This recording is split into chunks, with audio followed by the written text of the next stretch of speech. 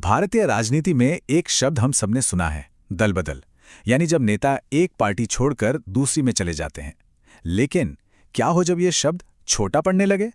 आज हम आम आदमी पार्टी के कुछ बड़े नेताओं के बीजेपी में जाने की कहानी को समझेंगे, जिसे कुछ लोग अब एक नया नाम दे रहे हैं, धरपकड़। तो आखिर इन दो शब्दों दल बदल और धरपकड़ में फर्क क्या है? देखिए, दल बदल को एक नेता का राजनीतिक फैसला माना जाता है, लेकिन वहीं दूसरी तरफ धरपकड़ का मतलब है जांच एजेंसियों के डर से उठाया गया कोई राजनीतिक कदम। चलिए इसी पैटर्न को जरा और गहराई से समझते हैं। तो ये मामला सिर्फ राजनीतिक वफादारी बदलने का नहीं है। विश्लेषण बताते हैं कि ये एक ऐसा पैटर्न है जिसके पीछे कथित तौर पे ईडी, सीबीआई और इनकम टैक्स जैसी केंद्रीय जांच एजेंसियों की कार्रवाइयां हैं। और देखिए, हाल ही में आम आदमी पार्टी के कई बड़े चेहरों ने बीजेपी का दामन थाम लिया है।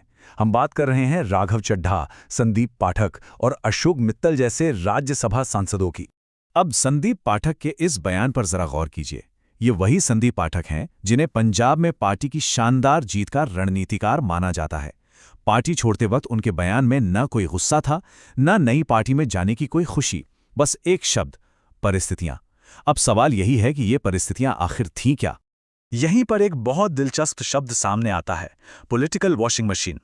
चलिए देखते हैं कि आखिर ये चीज़ है क्या और ये काम कैसे करती है। इसे एक ताज़ा मामले से समझने की कोशिश करते हैं।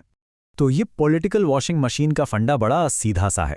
थियरी ये है कि अगर किसी नेता के खिलाफ जांच चल रही है तो सत्ताधारी पार्टी में शामिल हो जाइए और आपके सारे केस, सारे दाग धुल जाते हैं। मामले या तो बंद हो जाते हैं या फिर ठंडे बस्ते में डाल दिए जाते हैं। और अशोक मित्तल का केस तो इस थ्योरी का जैसे जीता जागता सबूत है। देखिए हुआ क्या, उन्हें राज्यसभा में आम आदमी पार्टी का उपनेता बनाया गया।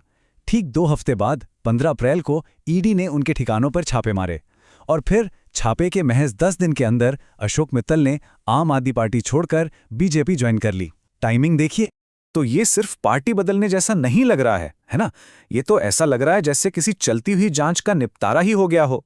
रिपोर्ट में तो मजाक में ये तक कहा गया कि मित्तल ने बीजेपी में शामिल होकर ईडी को गर्मी के महीनों में जांच की कड़ी मेहनत से ही बचा लिया। लेकिन ये मत सोचिए कि ये कहानी सिर्फ आम आदमी पार्टी की है। नहीं, जो विश्लेषण सामने आ रहा है वो एक बहुत बड़े, एक नेशनल पैटर्न की तरफ इशारा कर रहा है।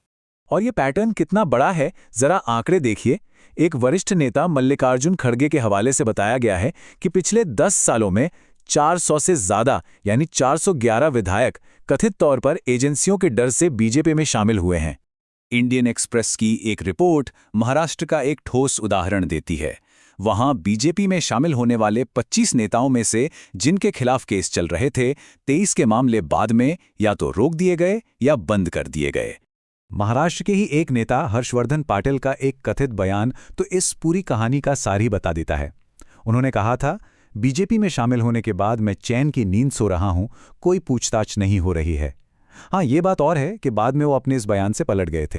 तो सवाल ये उठता है कि इस सब का मतलब क्या है? इसका हमारे लोकतंत्र पर क्या असर पड़ रहा है? और जो बातें सामने आ रही हैं वो चिंताजनक हैं। कहा जा रहा है कि ये सीधा लोकतंत्र की नींव पर असर डाल रहा है। मनोज झा जैसे आलोचक इसे एक बहुत बड़े खतरे की तरह देख रहे हैं। उनका तर्क है कि ये ट्रेंड देश को एक राष्ट्र, एक पार्टी सिस्टम की तरफ ले जाने वाला कदम है और ये किसी एक पार्टी का नहीं बल्कि पूरे लोकतंत्र के लिए चिंता का विषय है। और इस पूरे घटनाक्रम का असर लोकतंत्र के एक और मजबूत स्तंभ पर पड़ता है, हमारी न्यायपालिका। सबसे बड़ा सवाल यह है कि क्या इस ट्रेंड से आम लोगों के बीच ये धारणा बन रही है कि न्यायिक प्रक्रिया अब निष्पक्ष नहीं रही? देखिए, जब यह दिखता है कि एक नेता के पार्टी बदलते ही उसके सारे कानूनी मामले अचानक गायब हो जाते हैं, तो एक धारणा बनती है कि केसों को राजनीतिक तौर पर मैनेज किया जा सकता है। इससे अदालतों पर से जनता का विश्वास कमजोर होता है, जो किसी भी लोकतंत्र के लिए बहुत खतरनाक है।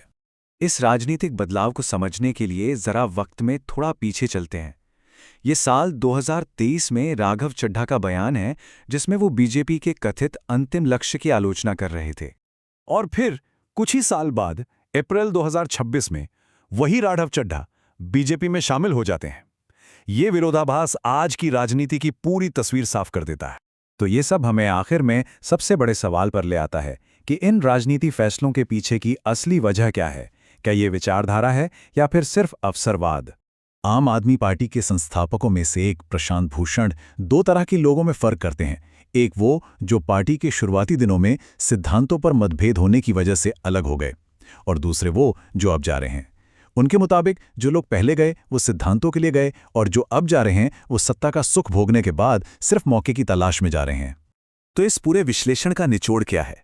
निचोड़ ये है कि आज की राजनीति को विचारधारा नहीं चला रही, इसे चला रहा है जांच एजेंसियों का डर और सत्ता पाने का अवसरवाद।